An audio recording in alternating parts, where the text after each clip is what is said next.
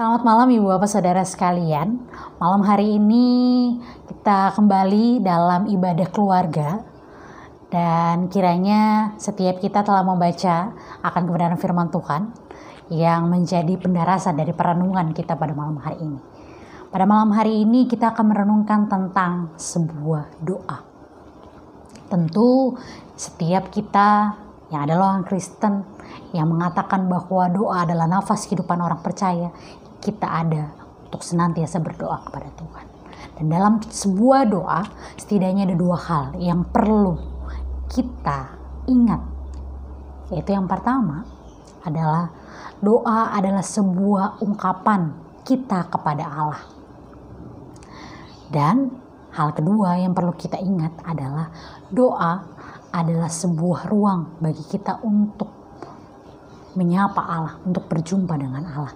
Dan dalam perjumpaan tersebut berarti kita membiarkan juga Allah berkarya dalam setiap doa yang kita panjatkan.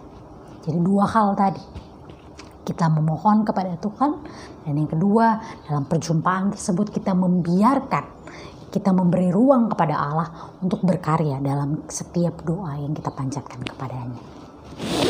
Malam hari ini kita belajar dari apa yang dituliskan dalam Injil Lukas.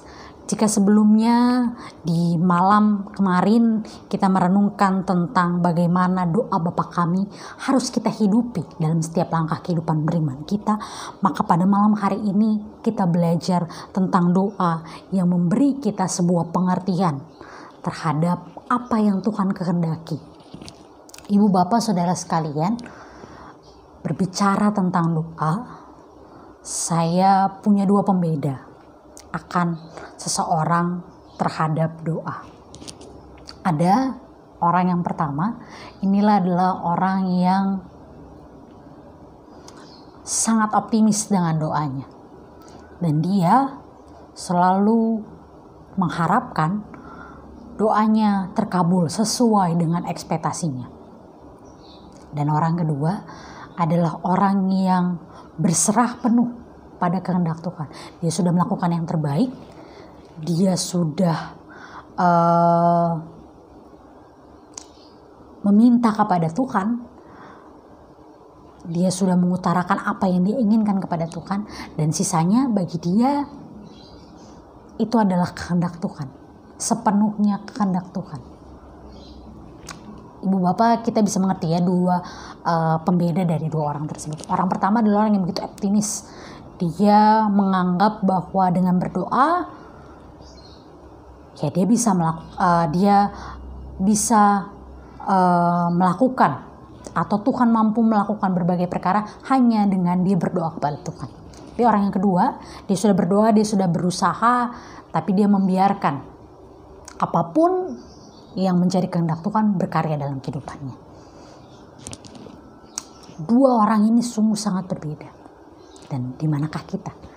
Apakah kita orang yang begitu optimis dengan berbagai doa kita tanpa melakukan apapun sebagai wujud kita berusaha untuk mencari jawaban Tuhan atas setiap doa dan permohonan kita?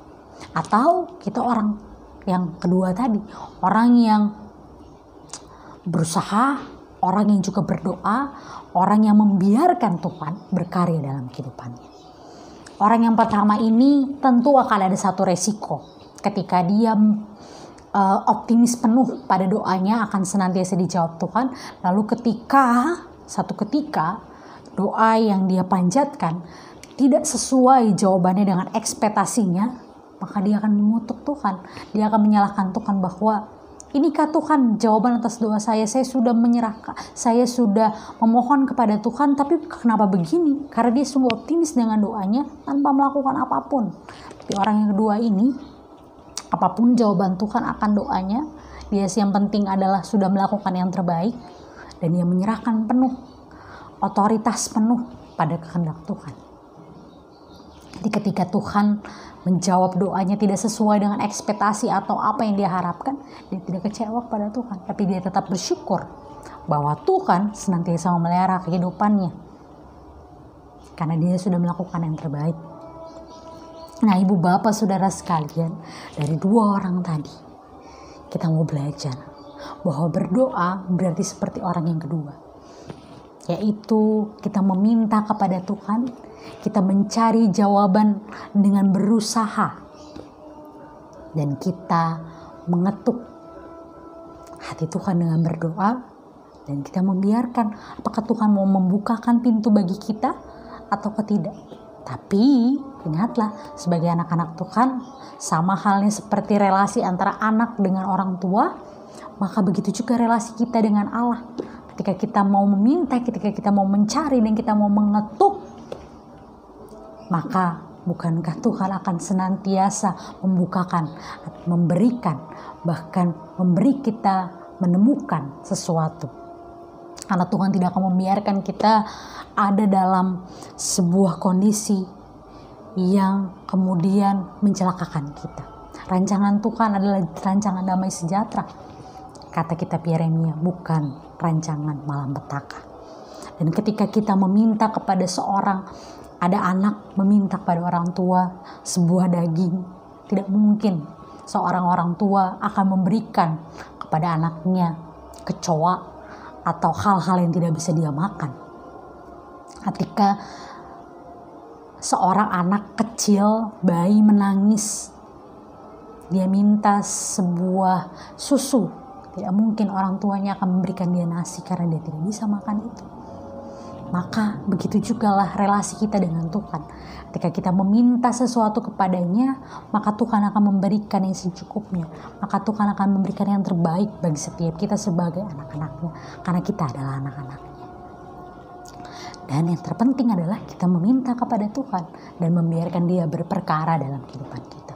Bukan sepenuhnya kita hanya meminta lalu kita tidak melakukan apapun untuk mewujudkan apa yang kita minta tersebut. Tuhan bukan sama halnya seperti jin dalam film Aladin yang kita punya 3 permintaan, lalu ketika kita mengucapkan itu, lalu jin tersebut mengabulkan permintaan dari Aladin. Tuhan tidak sama dengan hal itu. Tuhan adalah Tuhan yang melampaui akan hal tersebut. Bahwa ketika kita meminta, maka Tuhan akan menjawab sesuai dan seturut dengan kehendak-Nya. Dan ketika kita mau meminta, mau memohon, mau mencari jawaban atas setiap doa kita.